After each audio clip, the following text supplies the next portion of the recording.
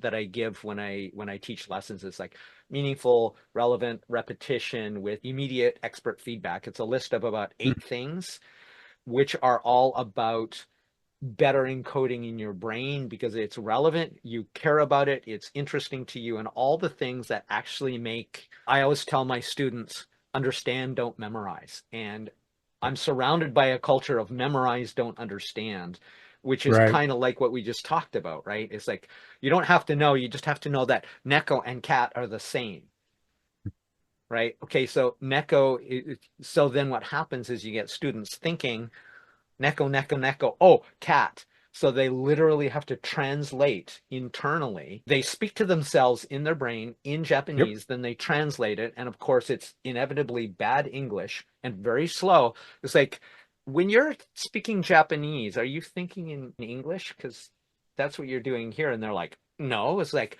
that is crazy, isn't it? So, really, generally speaking, we're taking our meaning or the pictures in our head, and then we go directly into the target language, and that's more efficient. When I see a cute dog, I can just as easily say to a Japanese friend, inu, kawaii inu, which just means cute dog. I Yep. don't think in my head Cute cute dog dog and then translated. translate it because that would be a waste of time. But it, Correct. it it really is kind of the same thing. It really is kind of the same thing. For the important point I was getting to is Yeah. Yeah. understand, don't memorize, because we don't have to memorize if we deeply understand, engage, and enjoy the subject we're using to learn or the details we're using to learn. So I've experienced that a couple of times, but the one that's most passionate was I was a military brat. My father was in the army, so I lived in Germany for a few years. So I took German when I was over there. Years later, I'm at Ohio State University taking a foreign language. I said, "Hey, why don't I take German?" You know, it's it. And as I'm there, I remember some of the students that were there, and my instructor was an American guy, you know, been abroad and whatnot. But as I spoke my German, he says, "Eric, you speak German with a German accent."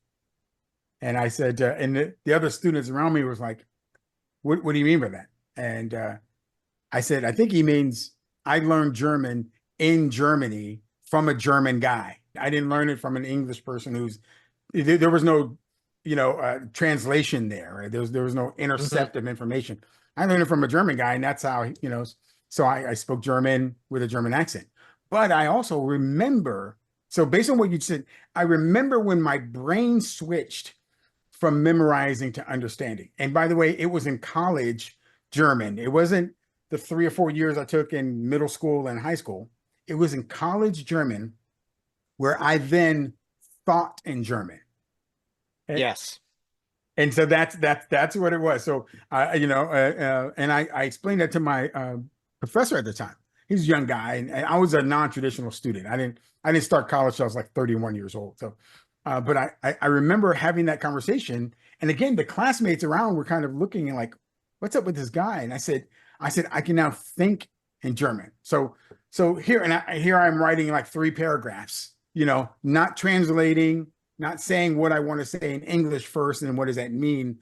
I was thinking in German. I was conjugating in German. It was already there. And so Hmm. I know exactly where you talked about. But I think there's a level of understanding that happens. That's just it's my teaching mode. There's a level of, you build math. You have this, you build on it, you build on it, you build on it, and then you can do calculus and analytical geometry. There's no way you can do it without, some measure of built upon concepts and precepts and Hmm. axioms, right? So I think that goes well with the memorize and understand concept also. Hmm. That I'm not saying you have to memorize, and it's something you understand.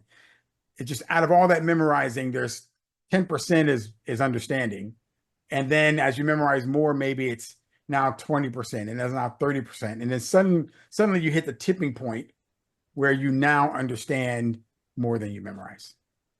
Right. And I try to, as low level as I can get, and we're talking 2 or 3 years old, just say there happens or demonstrate. I usually just use my hands, right? So it's like Neko, cat, Neko. Neko. And I'm usually moving because these are young kids, right? So I'm moving to the right and it's like, Neko, Neko, Neko, Neko, cat. Right. Right. And then do Right. this. And then so really what it is as soon and as instantly as I can, it's like when there's a cat in your mind or when there's something that tastes delicious, Right. you just have two words for it. And a lot of young learners do code switching.